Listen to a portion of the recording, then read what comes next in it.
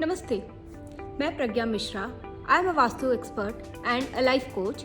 और आज जो मैं आपको टॉपिक बताने वाली हूँ वो है किचन से रिलेटेड कि किचन्स हमारे घर में किन किन जोन्स में होने से हम वहाँ किस कलर के स्लैब्स यूज़ कर सकते हैं। बहुत लोगों को मैंने मेरे काफ़ी केस स्टडीज़ में ये देखा है कि लोग ब्लैक कलर का किचन का स्लैब यूज़ करते हैं अपने किचन में अननोइंगली कि वो किस जोन में आ रहा है वो किचन, और क्या उस जोन के लिए ब्लैक कलर का स्लैब यूज़ करना वो परमिसिबल है या नहीं है। तो सबसे पहले आपको ये जानने की ज़रूरत है कि आपका घर 16 जोन्स में डिवाइडेड रहता है, और चाहे किचन किसी भी जोन में आ रहा हो, हर जोन्स में आप एक स्पेसिफिक कलर का ही स्लैब यूज़ कर सकते हैं। जैसे कि नॉर्थ वेस्ट से लेके अगर ईस्ट तक आपका किचन आ रहा है किसी भी जोन में, तो वहाँ पर हम ब्लैक कलर का स्लैब यूज़ कर सकते हैं, क्योंकि वाटर एलिमेंट और एयर एलिमेंट से रिलेटेड है वो जोन्स, और वाटर एलिमेंट में ब्लैक कलर वो परमिसिबल है। पर फिर भी हमें अगर एग्जैक्टली वहाँ हम क्या यूज़ करें ये जानना है, तो वो टेक्निकली जब हम उस घर को ग्रिड करेंगे, 16 जोन्स में डिवाइड करेंगे, उसका बार चार्ट निकालेंगे, तभी हमें ये पता चल पाएगा कि हम वहाँ पे ब्लैक या ग्रीन कलर यूज़ कर सकते हैं। पर उसके अलावा वहाँ पे कोई, जैसे आजकल काफ़ी घरों में मैंने देखा है वो रेड कलर का भी स्लैब यूज़ करते हैं किचन में। तो ये कुछ चीज़ें हैं जिन्हें आपको ध्यान रखने की ज़रूरत है। फिर आता है ईस्ट साउथ ईस्ट से लेके साउथ तक का जोन। ये ईस्ट साउथ ईस्ट में आप ग्रीन कलर का स्लैब यूज़ कर सकते हैं, पर साउथ ईस्ट, साउथ ईस्ट और जो साउथ का जोन होता है, यहाँ पर ब्लैक कलर का किचन स्लैब तो बिल्कुल ही नहीं होना चाहिए, क्योंकि ब्लैक कलर रिप्रेजेंट करता है वाटर एलिमेंट को। और अगर यहाँ पे हम ब्लैक कलर का किचन स्लैब लगाते भी हैं तो वो वहाँ फायर जोन को वीक करेगा, क्योंकि वाटर एलिमेंट आ गया फायर एलिमेंट के जोन पे। तो ये दोनों एंटी एलिमेंट्स हो गए। और फिर हम अगर साउथ वेस्ट से बात करें नॉर्थ वेस्ट के जोन तक, तो यहाँ पर येलो कलर का स्लैब हम यूज़ कर सकते हैं, पर वहाँ पे भी आपको ये देखना है कि बार चार्ट के अकॉर्डिंगली हम क्या स्लैब यूज कर सकते हैं। बट यहाँ के लिए येलो कलर का स्लैब या वाइट कलर के स्लैब के अलावा आप रेड या ग्रीन या ब्लैक यूज़ ना ही करें बिल्कुल, तो ही अच्छा है। बहुत बार ऐसा देखने में आया है मेरे काफ़ी सारे केस स्टडीज़ में कि लोग नया घर बनाते हैं तो उन्हें ये इस बात का पता ही नहीं होता है कि हमारा किचन किस जोन में आ रहा है, इस जोन में हमें कौन से कलर के स्लैब यूज़ करने चाहिए, और उन्हें जैसा ठीक लगता है वो वहाँ पे किसी भी कलर का स्लैब उठा के रख देते हैं, जो कि इन फ्यूचर आगे आपके लाइफ में काफ़ी सारे उस जोन से रिलेटेड इश्यूज़ लेके आता है। और लोग कभी ये समझ ही नहीं पाते कि एक इतना छोटा सा चीज़ हमारे लाइफ में ये प्रॉब्लम क्रिएट कर रहा है, और वो इन सब प्रॉब्लम्स के सल्यूशन बाहर ढूंढते रहते हैं कि ऐसा क्या हो रहा है कि हमें इस घर में आने के बाद ये सारे प्रॉब्लम्स आ रहे हैं।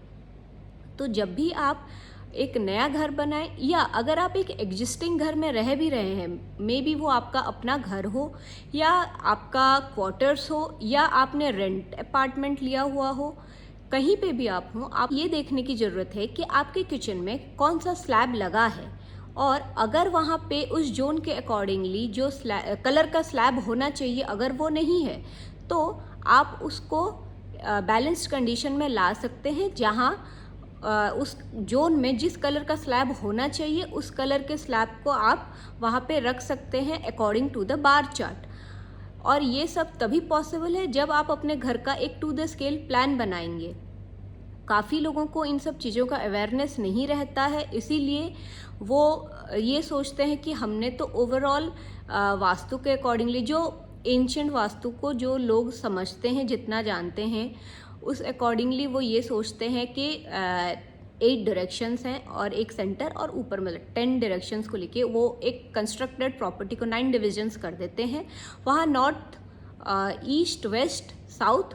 North east, south east, north west and south west, ये कुछ मेजर डायरेक्शंस को वो काउंट कर लेते हैं और उसी के अकॉर्डिंगली उन्हें लगता है कि हमारा जो किचन है वो इस जोन में इस डायरेक्शन में आ रहा है। और जब आप इन चीज़ों को एक प्रॉपर वे में जब आप अपने घर की डिग्री लेंगे तो आपको पता चलेगा कि क्या सच में वो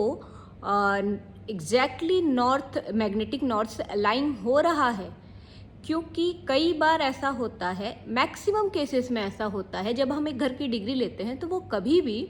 मैग्नेटिक नॉर्थ से अलाइन नहीं होता है। हमें लगता है कि हमारे घर का नॉर्थ यहाँ आ रहा है, पर हो सकता है वो नॉर्थ आपका, जब आप प्लान करें घर का, तो वो नॉर्थ थोड़ा सा टिल्टेड आए। तो अगर वहाँ पे 5 डिग्रीज़ का भी, विद इन 3 to 5 डिग्रीज़ का भी अगर डिफरेंस आ जाता है उस घर में डिग्रीज़ में, तो आपके घर का जो वास्तु ओरिएंटेशन है वो एकदम ही बदल जाता है, क्योंकि हर जोन्स फिर बदल जाता है, अकॉर्डिंगली उसके एट्रीब्यूट्स बदल जाते हैं। सो इन सब चीज़ों का आप ध्यान रखिए। और जब हमें इतने पैसे खर्च करके एक घर बनाना ही है, हम अपने पूरी ज़िंदगी की कमाई एक घर बनाने में लगा देते हैं,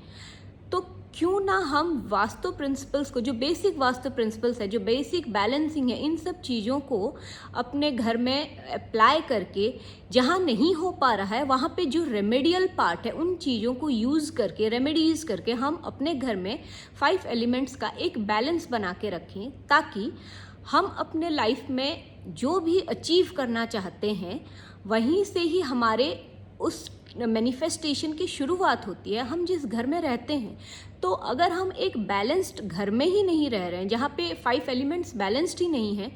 तो फिर आप वो मैनिफेस्टेशंस कर भी कैसे पाएंगे जिन चीज़ों को आप अपने लाइफ में चाहते हैं। इसीलिए ये सारी चीज़ें, आप इन सब चीज़ों का अवेयरनेस रखिए और ये सारी चीज़ें आप अपने लाइफ में भी इनको इंक्लूड करिए, ताकि आप अपने लिए एक प्रॉस्परस, हेल्दी, वेल्दी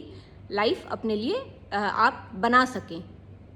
आज की वीडियो में बस इतना ही। अगर आपको इन सब चीज़ों के बारे में और भी जानकारी चाहिए तो आप मुझे कमेंट सेक्शन में लिख के बताइएगा, या आप मेरे यूट्यूब चैनल को सब्सक्राइब करिए, मुझे फॉलो करिए, जो बेल आइकन है उसको हिट करिए, ताकि मेरे जो भी अपकमिंग वीडियोज़ होते हैं उसके नोटिफिकेशंस आपको मिलती रहें। और आप मुझे मेरे वेबसाइट पे भी विजिट कर सकते हैं।